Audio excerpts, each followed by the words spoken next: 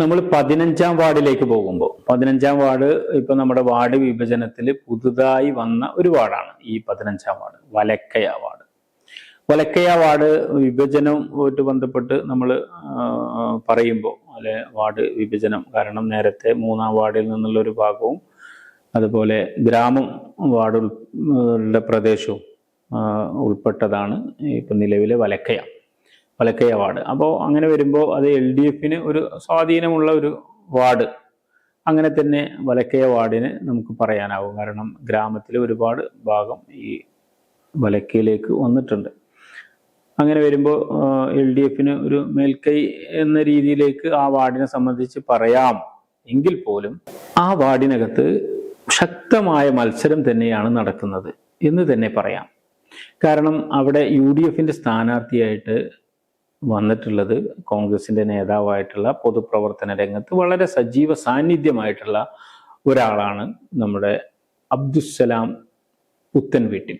ഇവരാണ് അവിടെ UDFന്റെ സ്ഥാനാർത്ഥിയായിട്ട് വന്നിട്ടുള്ളത്.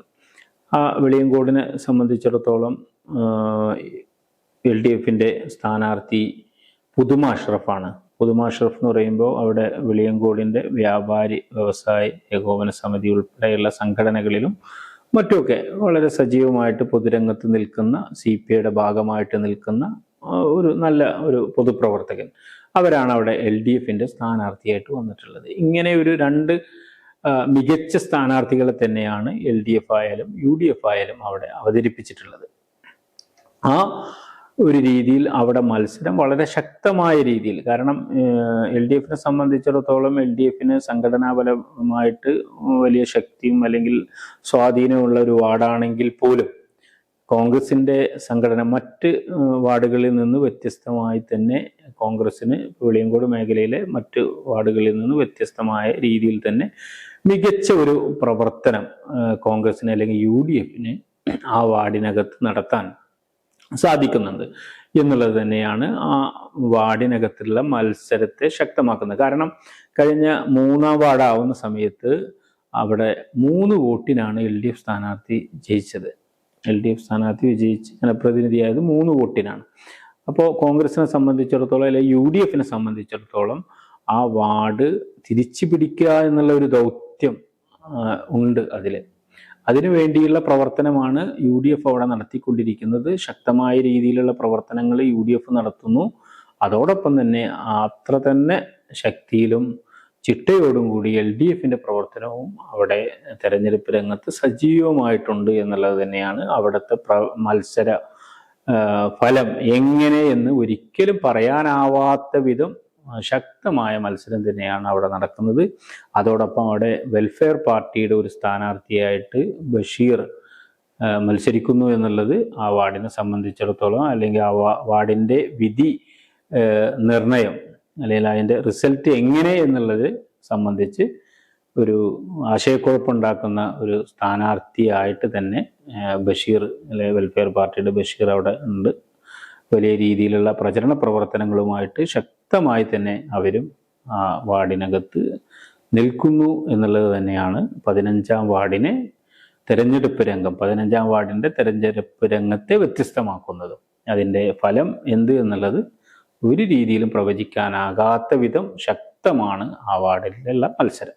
ഇനി നമ്മൾ 16-ാം വാർഡിലേക്ക് പോവുകയാണെങ്കിൽ 16-ാം വാർഡ് എന്നുള്ളത് ഗ്രാമം വാർഡ് എന്നുള്ളത് അതൊരു പാർട്ടി ഗ്രാമം അങ്ങനെ തന്നെ ആ വാർഡിനെ വിശേഷിപ്പിക്കാവുന്നതാണ്. കാരണം CPMന് അത്രമാത്രം സ്വാധീനമുള്ള, അത്രമാത്രം ശക്തിയുള്ള, അത്രമാത്രം സംഘടനാ ശേഷിയുള്ള ഒരു വാർഡ് തന്നെയാണ് ഗ്രാമം വാർഡിനെ സംബന്ധിച്ചിടത്തോളം ഇക്കാലം അത്രയും LDFന്റെ അല്ലെങ്കിൽ CPMന്റെ അല്ലെങ്കിൽ LDFന്റെ ജനപ്രതിനിധി മാത്രം വിജയിച്ചു വന്ന ഒരു വാർഡ് തന്നെയാണ് ഗ്രാമം വാർഡ്. ഈ ഗ്രാമം വാർഡിൽ നിലവിലെ LDFന്റെ സ്ഥാനാർത്ഥി എന്ന് പറയുന്നത് പ്രിൻസി നെല്ലിക്കലാണ്. പ്രിൻസി നെല്ലിക്കലിനെ സംബന്ധിച്ചിടത്തോളം അധ്യാപിക എന്നുള്ള നിലയിലും DYFIയുടെ യുവജന വിഭാഗത്തിലെ DYFIയുടെ ഭാരവാഹിയൊക്കെയായി വളരെ സജീവമായിട്ട് പൊതുരംഗത്ത് ഇപ്പം നിലവിൽ CPMന്റെ അംഗം എന്നുള്ള നിലയിലും പ്രവർത്തിച്ചു വരുന്ന ഒരു നല്ല ഒരു പൊതുപ്രവർത്തക, അങ്ങനെ തന്നെ പ്രിൻസി നെല്ലിക്കലിനെ പറയാം. നല്ലൊരു അധ്യാപിക എന്നതോടൊപ്പം തന്നെ നല്ലൊരു പൊതുപ്രവർത്തക, അങ്ങനെയുള്ള ഒരാളാണ് അവിടെ LDF സ്ഥാനാർത്ഥിയായിട്ട് വന്നിട്ടുള്ളത്. അപ്പോൾ ഗ്രാമം വാർഡ് നേരത്തെ ഞാൻ പറഞ്ഞതുപോലെ CPM-ന് അല്ലെങ്കിൽ LDF-ന് അത്രമാത്രം സ്വാധീനമുള്ള, അത്രമാത്രം സംഘടനാശേഷിയുള്ള ഒരു വാർഡ് എന്നുള്ള നിലയിൽ LDF അവിടെ ലക്ഷ്യം കാണുന്നത് വലിയ ഭൂരിപക്ഷത്തിന് വിജയിക്കുക എന്നുള്ള ഒരു ലക്ഷ്യത്തിലാണ് LDF-ന്റെ അല്ലെങ്കിൽ CPM-ന്റെ പ്രവർത്തകരുടെ പ്രവർത്തനം അവിടെ നടന്നുകൊണ്ടിരിക്കുന്നത്. എന്നാൽ ഈ വാർഡിൽ UDF-ന്റെ സ്ഥാനാർത്ഥിയായിട്ട് മത്സരിക്കുന്നത് നൗഷജ അബ്ദു ആണ്. ഈ നൗഷജ അബ്ദു എന്നുള്ളത് നൗഷജയുടെ പിതാവാണ്. CPM-ന്റെ ആദ്യകാലത്തെ വളരെ സജീവമായിട്ട് നിന്നിരുന്ന CITU തൊഴിലാളിയൊക്കെ ആയിട്ടുള്ള ഒരാളാണ്.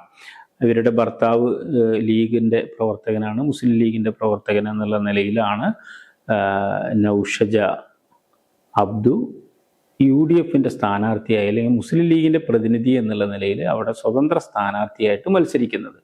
ഈ സ്വതന്ത്ര വേഷം നൗഷജ അല്ലെങ്കിൽ സ്വതന്ത്ര സ്ഥാനാർത്ഥിയാവുന്നത് തന്നെ LDF-നകത്തുള്ള അല്ലെങ്കിൽ CPM-നകത്തുള്ള അസ്വസ്ഥരായിട്ട് നിൽക്കുന്ന ആളുകളുടെ വോട്ട് കൂടി സ്വാധീനിക്കാനാവുമെന്നുള്ള ഒരു വിശ്വാസത്തിൻ്റെ പുറത്ത് ആ രീതിയിലുള്ള ഒരു പ്രചരണ പ്രവർത്തനങ്ങളുമായിട്ട് വളരെ ശക്തമായ രീതിയിൽ തന്നെ നൗഷജ അബ്ദു ഗ്രാമം വാർഡിനകത്ത് പ്രവർത്തിക്കുന്നുണ്ട്. വളരെ ശക്തമായ രീതിയിൽ അവരുടെ പ്രചരണ പ്രവർത്തനങ്ങൾ മുന്നോട്ട് പോയിട്ടുണ്ട്. അങ്ങനെയുള്ള പ്രവർത്തനങ്ങൾ അവർ വിജയിക്കാനാവുമെന്ന പ്രതീക്ഷയിൽ തന്നെയാണ് അവർ മത്സരരംഗത്ത് വളരെ സജീവമായിട്ട് നിൽക്കുന്നത്. അതുപോലെ തന്നെ നേരത്തെ ഞാൻ പറഞ്ഞതുപോലെ CPM-നെ സംബന്ധിച്ചിടത്തോളം പ്രിൻസി നെല്ലിക്കലിനെ വെളിയങ്കോട് ഗ്രാമപഞ്ചായത്തിനകത്ത് ഏറ്റവും വലിയ ഭൂരിപക്ഷത്തിൽ വിജയിപ്പിക്കുക എന്നുള്ള ഒരു ലക്ഷ്യം, ആ ഒരു ലക്ഷ്യത്തിലാണ് അവിടുത്തെ LDF അല്ലെങ്കിൽ അവിടുത്തെ DYFI അല്ലെങ്കിൽ CPM അല്ലെങ്കിൽ അവിടുത്തെ LDF പ്രവർത്തകർ തെരഞ്ഞെടുപ്പ് രംഗം സജീവമായിട്ട് പ്രവർത്തിച്ചു കൊണ്ടിരിക്കുന്ന ആ ഒരു ലക്ഷ്യത്തിൽ കൂടിയാണ്. അപ്പോൾ അങ്ങനെയുള്ളൊരു വലിയ മത്സരം ഗ്രാമം വാർഡിൽ നടക്കുന്നു എന്നുള്ള ഒരു യാഥാർത്ഥ്യം തന്നെയാണ്. അതോടൊപ്പം ആ വാർഡിനകത്ത് SDP-യുടെ സാന്നിധ്യമുണ്ട്. ജാസിറയാണ് അവിടുത്തെ SDP-യുടെ സ്ഥാനാർത്ഥിയായിട്ട് മത്സരിക്കുന്നത്. SDP-യുടെ വോട്ടുകൾ SDP-യുടെ സ്ഥാനാർത്ഥിയിലേക്ക് തന്നെ എത്തുക എന്നുള്ള ആ ഒരു ലക്ഷ്യം തന്നെയാണ് ആ വാർഡിനകത്ത് SDP സ്ഥാനാർത്ഥിയെ നിർത്തിയിട്ടുള്ളത്. അവരും അവരുടേതായിട്ടുള്ള പ്രവർത്തനവുമായിട്ട് ആ വാർഡിൽ മുന്നോട്ട് പോകുന്നു എന്നുള്ളത് തന്നെയാണ്. റിയൽ മീഡിയ, ഒരു ദേശത്തിന്റെ ശബ്ദം.